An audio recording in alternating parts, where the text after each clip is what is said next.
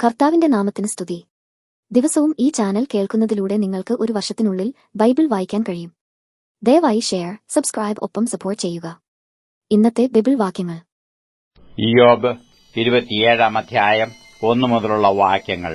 ഇയ്യോബ് 27 അധ്യായം 1 മുതലുള്ള വാക്യങ്ങൾ. ഇയ്യോബ് തന്റെ സുഭാഷിതം തുടർന്ന് ചൊല്ലിയതെന്തെന്നാൽ, എന്റെ ന്യായം നീക്കിക്കളഞ്ഞ ദൈവത്താണ്, എനിക്കു മനോവ്യസനം വരുത്തിയ സർവശക്തനാണ്. എന്റെ പ്രാണൻ മുഴുവനും എന്നിലും ദൈവത്തിന്റെ ശ്വാസം എന്റെ മൂക്കിലുമുണ്ടല്ലോ. എന്റെ അധരം നീതികേട് സംസാരിക്കയില്ല, എന്റെ നാവ് വ്യാജം ഉച്ചരിക്കുകയുമില്ല. നിങ്ങളുടെ വാദം ഞാൻ ഒരു നാളും സമ്മതിക്കയില്ല. മരിക്കുവോളം എന്റെ നിഷ്കളങ്കത്വം ഉപേക്ഷിക്കുകയുമില്ല. എന്റെ നീതി ഞാൻ വിടാതെ മുറുകെ പിടിക്കുന്നു. എന്റെ ഹൃദയം എന്റെ നാളുകളിൽ ഒന്നിനെയും ആക്ഷേപിക്കുന്നില്ല. എന്റെ ശത്രു ദുഷ്ടനെപ്പോലെയും എന്റെ എതിരാളി നീതികെട്ടവനെപ്പോലെയും ആകട്ടെ. ദൈവം വഷളനെ ഛേദിച്ചു അവന്റെ പ്രാണനെ എടുത്തുകളഞ്ഞാൽ അവന് എന്തു പ്രത്യാശ ശേഷിപ്പുള്ളൂ? അവന് കഷ്ടത വരുമ്പോൾ ദൈവം അവന്റെ നിലവിളി കേൾക്കുമോ? അവൻ സർവശക്തനിൽ ആനന്ദിക്കുമോ? എല്ലാ കാലത്തും ദൈവത്തെ വിളിച്ചപേക്ഷിക്കുമോ? ദൈവത്തിന്റെ കൈയെക്കുറിച്ച് ഞാൻ നിങ്ങളെ ഉപദേശിക്കും. സർവശക്തന്റെ ആന്തരം ഞാൻ മറച്ചുവെക്കയില്ല. നിങ്ങളെല്ലാവരും അത് കണ്ടിരിക്കുന്നു. നിങ്ങൾ വ്യർത്ഥ ബുദ്ധികളായിരിക്കുന്നതെന്ത്? ഇത് ദുർജനത്തിന് ദൈവത്തിന്റെ പക്കലുള്ള ഓഹരിയും നിഷ്ഠൂരന്മാർ സർവശക്തിയിൽ നിന്ന് പ്രാപിക്കുന്ന അവകാശവും തന്നെ. അവന്റെ മക്കൾ പെരുകിയാൽ അത് വാളിനായിട്ടത്രേ. അവന്റെ സന്തതി അപ്പം തിന്ന് തൃപ്തരാകയില്ല. അവന് ശേഷിച്ചവർ മഹാമാരിയാൽ കുഴിയിലാകും. അവന്റെ വിധവമാർ വിലപിക്കുകയുമില്ല. അവൻ പൊടി പോലെ വെള്ളം സ്വരൂപിച്ചാലും മണ്ണുപോലെ വസ്ത്രം സമ്പാദിച്ചാലും അവൻ സമ്പാദിച്ചുവെന്നേയുള്ളൂ. നീതിമാൻ അത് ഉടുക്കും. കുറ്റമില്ലാത്തവൻ വെള്ളി പങ്കിടും. ചിലന്തിയെപ്പോലെ അവൻ വീട് പണിയുന്നു. കാവൽക്കാരൻ മാടം കെട്ടുന്നതുപോലെ തന്നെ. അവൻ ധനവാനായി കിടക്കുന്നു, പിന്നെ അങ്ങനെ ചെയ്യുകയില്ല. അവൻ കണ്ണു തുറക്കുന്നു, ഇല്ലാതെയാകുന്നു. വെള്ളം പോലെ ഭയം അവനെ പിടിക്കുന്നു. രാത്രിയിൽ കൊടുങ്കാറ്റു അവനെ കവർന്നുകൊണ്ടുപോകുന്നു. കിഴക്കൻ കാറ്റു അവനെ പിടിച്ചിട്ടു അവൻ പോയിപ്പോകുന്നു. അവന്റെ സ്ഥലത്തുനിന്ന് അത് അവനെ പാറ്റിക്കളയുന്നു. ദൈവം ആദരിയാതെ അവനെ എയ്യുന്നു. തൃക്കൈയിൽ നിന്ന് ചാടിപ്പോകുവാൻ അവൻ നോക്കുന്നു. മനുഷ്യർ അവന്റെ നേരെ കൈകൊട്ടും. അവന്റെ സ്ഥലത്തുനിന്നു അവനെ വിരട്ടി പുറത്താക്കും. ഇയ്യോബ് 28 അധ്യായം 1 മുതലുള്ള വാക്യങ്ങൾ. ഇയ്യോബ് 28 അധ്യായം 1 മുതലുള്ള വാക്യങ്ങൾ. വെള്ളിക്ക് ഒരു ഉത്ഭവസ്ഥാനവും പൊന്നു ഊതിക്കഴിപ്പാൻ ഒരു സ്ഥലവും ഉണ്ട്. ഇരുമ്പ് മണ്ണിൽ നിന്നെടുക്കുന്നു, കല്ലുരുക്കി ചെമ്പെടുക്കുന്നു. മനുഷ്യൻ അന്ധകാരത്തിനു ഒരതിർ വെക്കുന്നു. കൂരിരുളിലെയും അന്ധതമസിലെയും കല്ലിനെ അങ്ങേയറ്റം വരെ ശോധന ചെയ്യുന്നു. പാർപ്പുള്ളയിടത്തുനിന്നും ദൂരെ അവർ കുഴികുത്തുന്നു. കടന്നുപോകുന്ന കാലിനു അവർ മറന്നുപോയവർ തന്നെ. മനുഷ്യർക്കു അകലെ അവർ തൂങ്ങിയാടുന്നു. ഭൂമിയിൽ നിന്നു ആഹാരമുണ്ടാകുന്നു. അതിന്റെ അധോഭാഗം തീ കൊണ്ടെന്ന പോലെ മറയുന്നു. അതിലെ പാറകൾ നീലരക്തത്തിന്റെ ഉൽപ്പത്തിസ്ഥാനം. കനകപ്പൊടിയും അതിലുണ്ട്. അതിന്റെ പാത കഴുകൻ അറിയുന്നില്ല. പരുന്തിന്റെ കണ്ണു അതിനെ കണ്ടിട്ടില്ല. പുളച്ച കാട്ടുമൃഗങ്ങൾ അതിൽ ചവിട്ടിട്ടില്ല. ഘോരസിംഹം അതിലെ നടന്നിട്ടുമില്ല. അവർ തീക്കൽ പാറയിലേക്ക് കൈനീട്ടുന്നു. പർവ്വതങ്ങളെ അവർ വേരോടെ മറിച്ചു കളയുന്നു.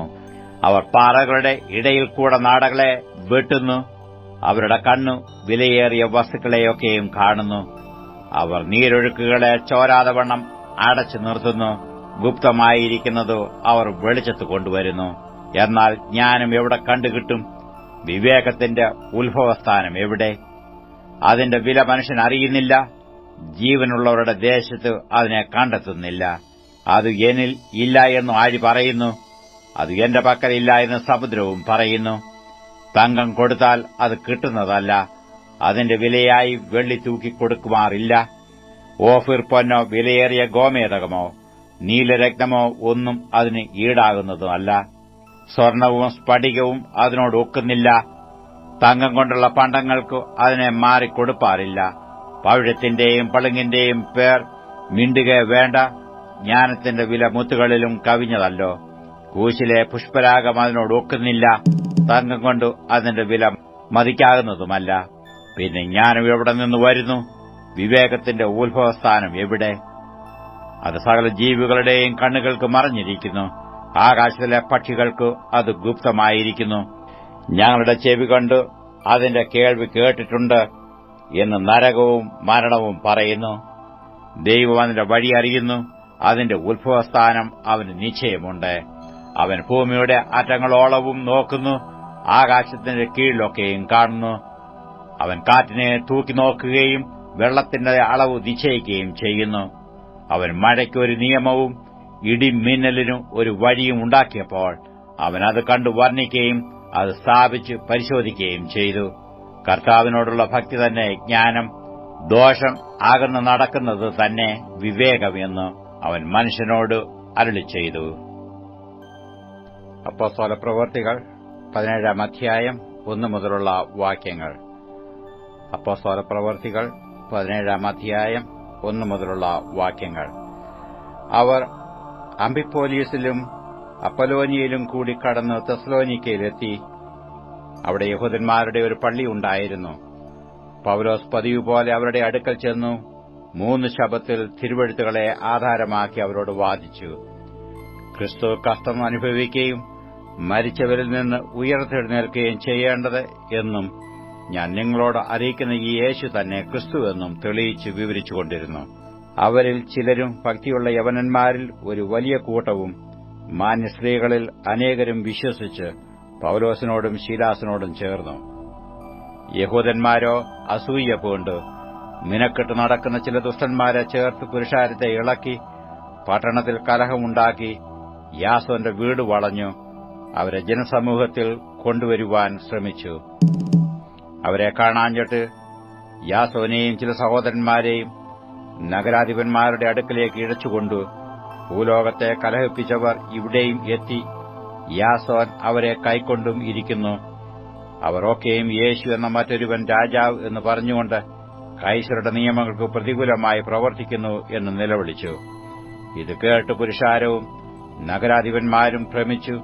യാസോൻ മുതലായവരോട് ജാമ്യം വാങ്ങി അവരെ വിട്ടയച്ചു.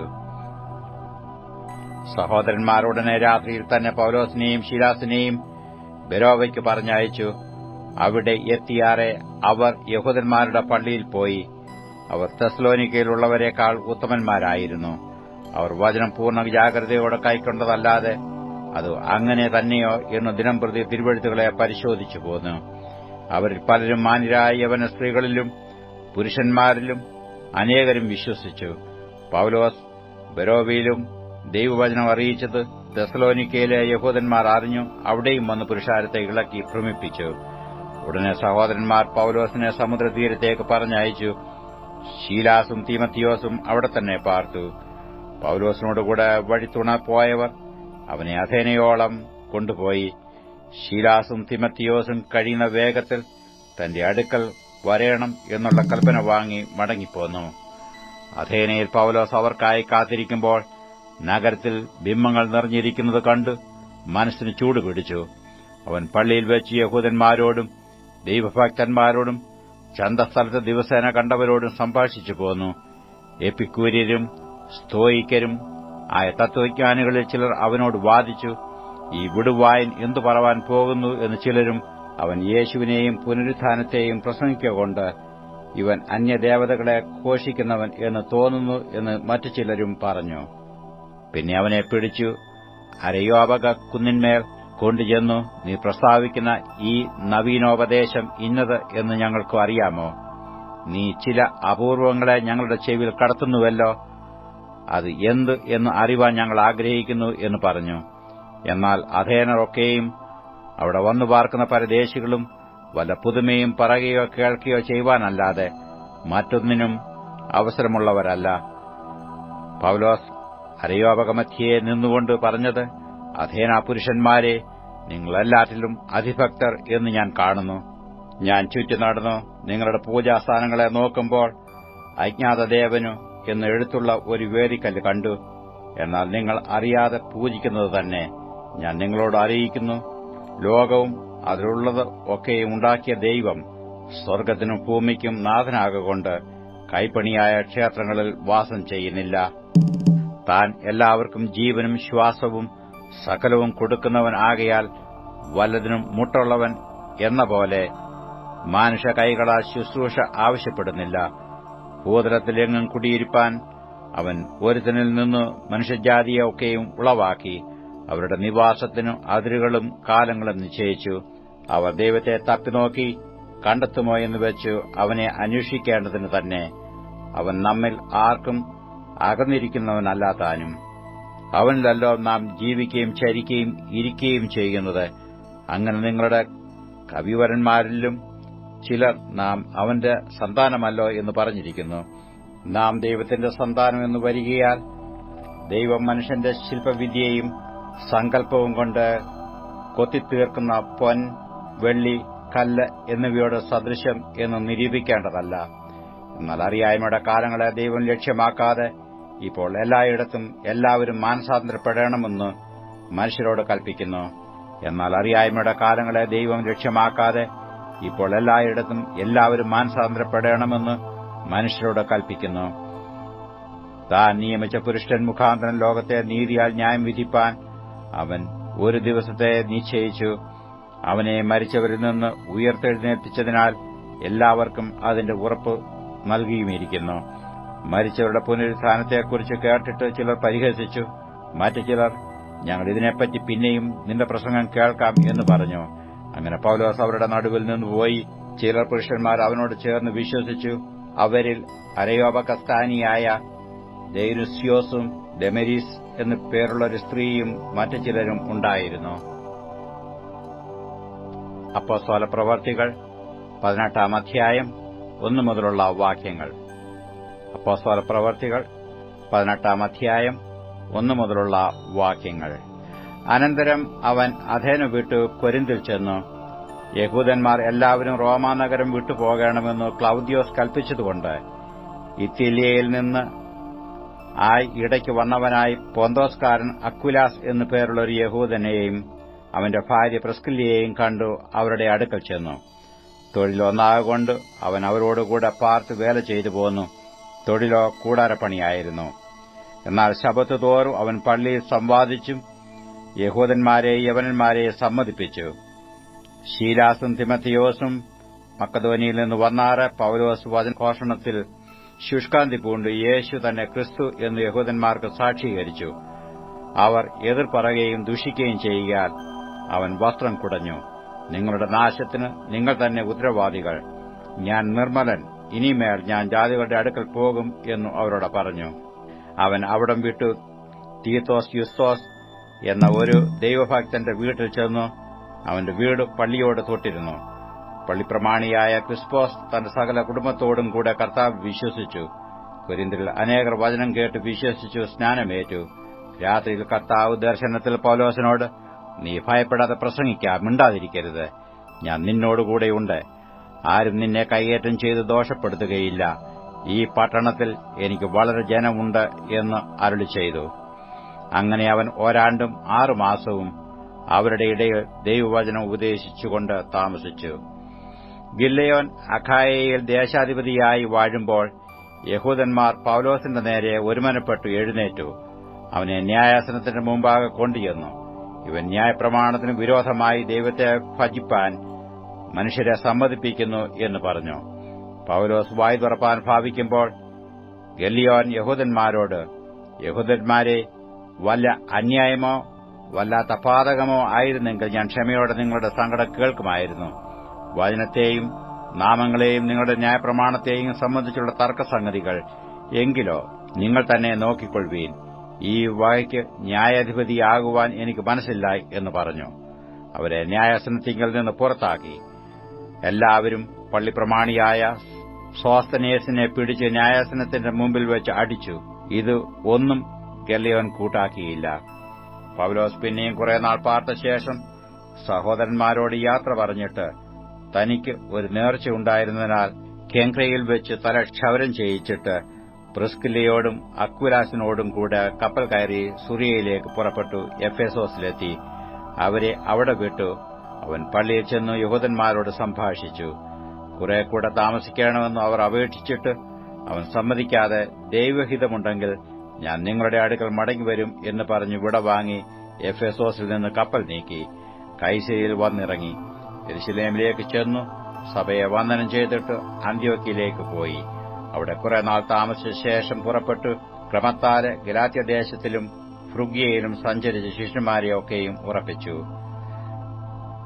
അലക്സാന്ദ്രിയക്കാരനായി വാഗ്വൈഭവവും തിരുവെഴുത്തുകളിൽ സാമർഥ്യവുമുള്ള അപ്പല്ലോസ് എന്നു പേരുള്ള ഒരു യഹൂദൻ എഫെസോസിലെത്തി. അവൻ കർത്താവിന്റെ മാർഗ്ഗത്തിൽ ഉപദേശം ലഭിച്ചവൻ ആയിരുന്നു. യോഹന്നാന്റെ സ്നാനത്തെക്കുറിച്ച് മാത്രം അറിഞ്ഞിരുന്നു എങ്കിലും ആത്മാവിൽ എരിവുള്ളവനാകിയാൽ അവൻ യേശുവിന്റെ വസ്തുത സൂക്ഷ്മമായി പ്രസ്താവിക്കുകയും ഉപദേശിക്കുകയും ചെയ്തു. അവൻ പള്ളിയിൽ പ്രാഗൽഭ്യത്തോടെ പ്രസംഗിച്ചു തുടങ്ങി. അക്വിലാസും പ്രിസ്കില്ലയും അവന്റെ പ്രസംഗം കേട്ടാറെ അവനെ ചേർത്തുകൊണ്ട് ദൈവത്തിന്റെ മാർഗ്ഗം അധികം സ്പഷ്ടമായി അവന് തെളിയിച്ചു കൊടുത്തു. അവൻ അഖായയിലേക്ക് പോകുവാൻ ഇച്ഛിച്ചപ്പോൾ സഹോദരന്മാർ അവനെ ഉത്സാഹിപ്പിക്കുകയും അവനെ കൈക്കൊള്ളേണ്ടതിന് ശിഷ്യന്മാർക്ക് എഴുതുകയും ചെയ്തു. അവിടെ എത്തിയാറെ അവൻ ദൈവകൃപയിൽ വിശ്വസിച്ചവർക്ക് വളരെ പ്രയോജനമായി തീർന്നു. യേശു തന്നെ ക്രിസ്തു എന്ന് അവൻ തിരുവെഴുത്തുകളാൽ തെളിയിച്ചു ബലത്തോടെ യഹൂദന്മാരെ പരസ്യമായി ഖണ്ഡിച്ചു കളഞ്ഞു. 42 സങ്കീർത്തനം 1 മുതലുള്ള വാക്യങ്ങൾ. 42 സങ്കീർത്തനം 1 മുതലുള്ള വാക്യങ്ങൾ. മാൻ നീർത്തോടുകളിലേക്ക് ചെല്ലുവാൻ കാംക്ഷിക്കുന്നതുപോലെ ദൈവമേ, എന്റെ ആത്മാവ് നിന്നോട് ചേരുവാൻ കാംക്ഷിക്കുന്നു. എന്റെ ആത്മാവ് ദൈവത്തിനായി, ജീവനുള്ള ദൈവത്തിനായി തന്നെ ദാഹിക്കുന്നു. ഞാനെപ്പോൾ ദൈവസന്നിധിയിൽ ചെല്ലുവാനിടയാകും? നിന്റെ ദൈവം എവിടെയെന്ന് അവർ എന്നോട് നിത്യം പറയുന്നതുകൊണ്ട് എന്റെ കണ്ണുനീർ രാവും പകലും എന്റെ ആഹാരമായി തീർന്നിരിക്കുന്നു. ഉത്സവം ആചരിക്കുന്ന പുരുഷാരത്തിന്റെ സന്തോഷവും സ്തോത്രവുമായ സ്വരത്തോടുകൂടെ സമൂഹമധ്യേ ഞാൻ ദൈവാലയത്തിലേക്ക് ചെന്നത് ഓർത്തു എന്റെ ഉള്ളം എന്നിൽ പകരുന്നു. എന്റെ ആത്മാവെ, നീ വിഷാദിച്ചുള്ളിൽ ഞരങ്ങുന്നതെന്ത്? ദൈവത്തിൽ പ്രത്യാശ വെക്കുക. അവൻ എന്റെ മുഖപ്രകാശരക്ഷയും എന്റെ ദൈവവുമാകുന്നു എന്നിങ്ങനെ ഞാൻ ഇനിയും അവനെ സ്തുതിക്കും. എന്റെ ദൈവമേ, എന്റെ ആത്മാവ് എന്നിൽ വിഷാദിച്ചിരിക്കുന്നു. അതുകൊണ്ട് യോർദാൻ പ്രദേശത്തും ഹെർമോൻ പർവ്വതങ്ങളിലും മിസാർ മലയിലും വെച്ച് ഞാൻ നിന്നെ ഓർക്കുന്നു. നിന്റെ നീർച്ചാട്ടങ്ങളുടെ ഇരച്ചിലാൽ ആഴി ആഴിയെ വിളിക്കുന്നു. നിന്റെ ഓളങ്ങളും തിരമാലകളുമെല്ലാം എന്റെ മീതെ കടന്നുപോകുന്നു. യഹോവ പകൽ നേരത്ത് തന്റെ ദയ കൽപ്പിക്കും. രാത്രി സമയത്ത് ഞാൻ അവന് പാട്ട് പാടിക്കൊണ്ടിരിക്കും. എന്റെ ജീവന്റെ ദൈവത്തോടുള്ള പ്രാർത്ഥന തന്നെ. നീ എന്നെ മറന്നത് എന്ത്? ശത്രുവിന്റെ ഉപദ്രവം ഹേതുവായി ഞാൻ ദുഃഖിച്ച് നടക്കേണ്ടി വന്നതുമെന്ത് എന്ന് ഞാൻ എന്റെ പാറയായ ദൈവത്തോട് പറയും. നിന്റെ ദൈവം എവിടെയെന്ന് എന്റെ ശത്രുക്കൾ ഇടവിടാതെ എന്നോട് പറഞ്ഞുകൊണ്ട് എന്റെ ആസ്തികളെ തകർക്കും വണ്ണം എന്നെ നിന്ദിക്കുന്നു. എന്റെ ആത്മാവേ, നീ വിഷാദിച്ചുള്ളിൽ ഞരങ്ങുന്നതെന്ത്? ദൈവത്തിൽ പ്രത്യാശ വെക്കുക. അവൻ എന്റെ മുഖപ്രകാശരക്ഷയും എന്റെ ദൈവവുമാകുന്നു എന്നിങ്ങനെ ഞാൻ ഇനിയും അവനെ സ്തുതിക്കും.